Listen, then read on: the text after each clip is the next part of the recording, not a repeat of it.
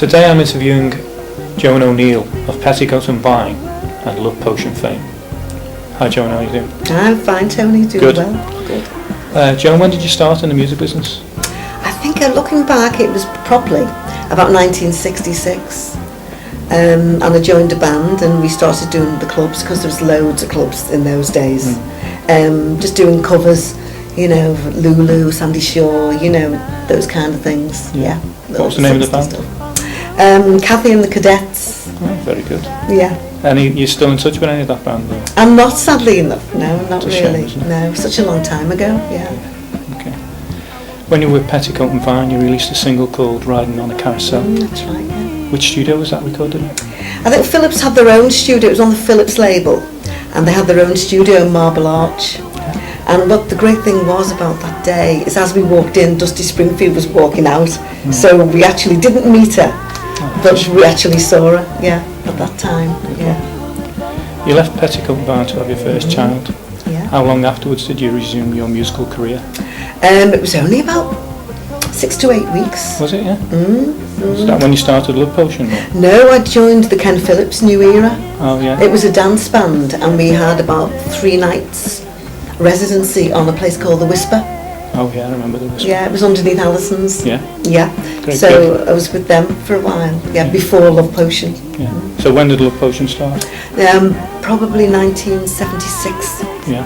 And that was with Stan Alexander. Stan Alexander, yeah. So I believe that you're doing something else with him now at the moment. You're Yeah. rehearsing again for Yeah. a view to playing, or? Yeah, just the 3, just my husband who's bass player, and Stan and myself. Yeah. So like a semi-acoustic thing. So we're going to be doing some wine bars and things around Liverpool next year. Because Stan's been in London, so we've not been able to do anything for the last year or so. So you're doing cover versions, or are you going to do your own I mean, mix? we're both still writing. Yeah. So once we get down to it, now he's moved back to Liverpool, we can get down to it and we'll write some more and perform those too. Yeah. Yeah. Okay. Your daughter Melanie, obviously, is a singer, a well-known singer. Yeah. Would you say that was a natural progression from your singing days? I think it was, but originally, I mean, obviously she had all the music around her all the time, and she really remembers all of that, Stevie Wonder and Marvin Gaye, Gladys Knight and stuff. So she was influenced by that. But really, it was her dancing, her drama, gymnastics, being on stage, performing arts.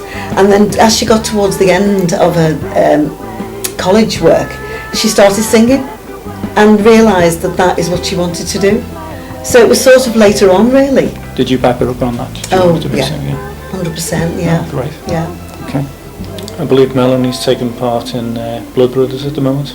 Yes, she is. She did 6 months, which was gruelling for her, but she loved it at the West End. And they asked her, could she do 2 weeks in Liverpool with the touring cast, but she jumped at the chance. Of course, yeah. Yeah, and is really loving it. So she's on to her last week now. Last night is Saturday, and the reviews have been great. And of course I've had her and Scarlett home, which has been great for me. So it's what she was trained for initially with the musical theatre. Yeah. You know, so it's all good. What yeah. theatre school was she with? The Doreen Bird Performing Arts in Sidcup in Kent. Yeah.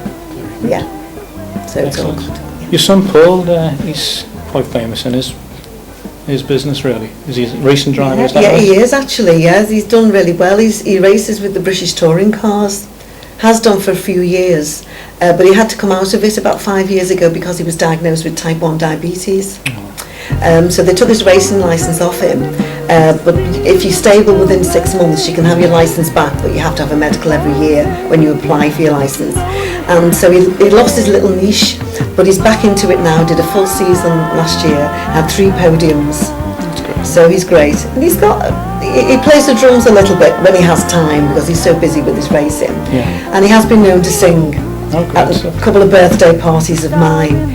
He's the first one when I was 50, which was only last week. No, when I was 50, he just got up and started singing Simply the Best in record key, and Melanie and I stood there and amazed. We didn't know he could sing, but yeah, so he's good. And Joan, be good. So it's good. And what's the story about Ireland? We had some funny stories in Ireland because it's a completely different type of place, you know, people are different, you know, you don't know what to expect. And we went over there because they loved the Tina Turner thing. you know, and even though it wasn't a dress-up look-alike, which I would never do, I sound like Tina when I'm doing her songs. So it was a celebration of her music, and so we did it for about 5 years, and it was always over a period. It was 3 gigs every time we went, because you had to be on stage for 2 hours a night with no break. So really, vocally, you could only do 3 nighs on the run. And the worst thing was, I mean, my voice was okay, but my feet in the 6-inch heels for 2 hours. I had to take them off when I come off stage. But so we always stayed in guest houses, you know, for the bed and breakfast. And one place we stayed, because we had Colin Kelly was our drummer some of the time there, and he was a funny guy. And one of the places we stayed was all wood, you know, wooden floors, pine, you know, and all cladded walls. And you know, we'd creep in at 3 o'clock in the morning, and he'd be carrying his cymbals upstairs, and he'd crash.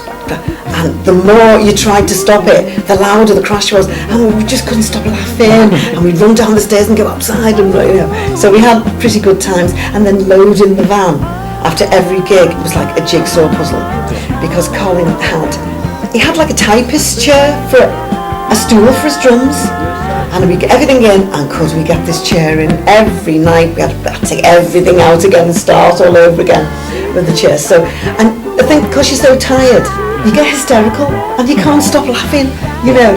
And but one night I'll always remember, because they didn't call me Joan, the punters over there, Tina. So I come off stage, I'm like, Tina, can you do any Blondie? So funny, you know, where to do Tina, but they were asking Tina, could you do any Blondie? But we had great times in Ireland. It was really good, about 5 years, as I say. But it was really hard, you know, because all the gigs were so far apart, and the roads aren't that great over there. So you know, Southern Ireland, was it? Yeah. It was both. That was both. Yeah. Yeah, we had an agent over there. So because we're so far apart, and then they had to go for your sound checks, you were getting like 4 hours sleep a night.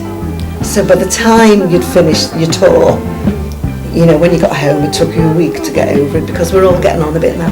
So we were all feeling it in our different ways, you know.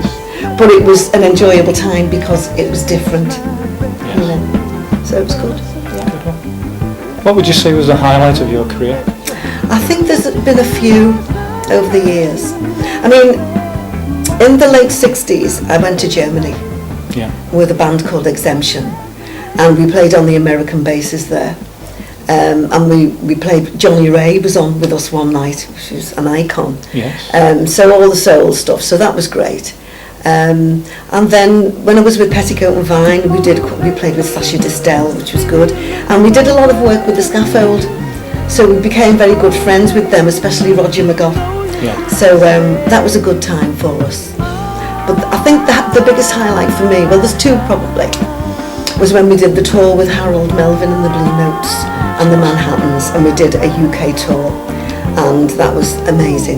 That was in 1977, I think. But the next one was when I was playing with my band River Deep, when I was doing a lot of Tina Turner stuff. We played at the Count Basie Theatre in New Jersey. Wow. And Melanie was in Los Angeles, so she flew over. And she got up on stage, and we did the Bryan Adams one she did with him, Yeah. Baby When You're Gone. So Excellent. that was the big, so we sang on the same stage in America together, which was great. Definitely a good highlight. Yeah. So I mean, obviously there's been more over the years, but they were the main ones. Finally, Joan, where and when can people see Love Potion perform?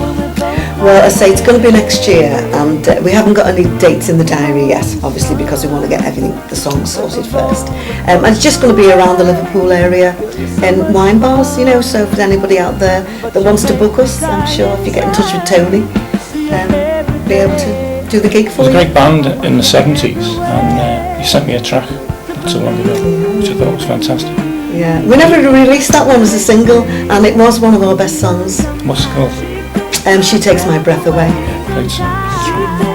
Okay, thanks very much, Joan, for the interview today. Thank you for asking me. That was great. Thank you.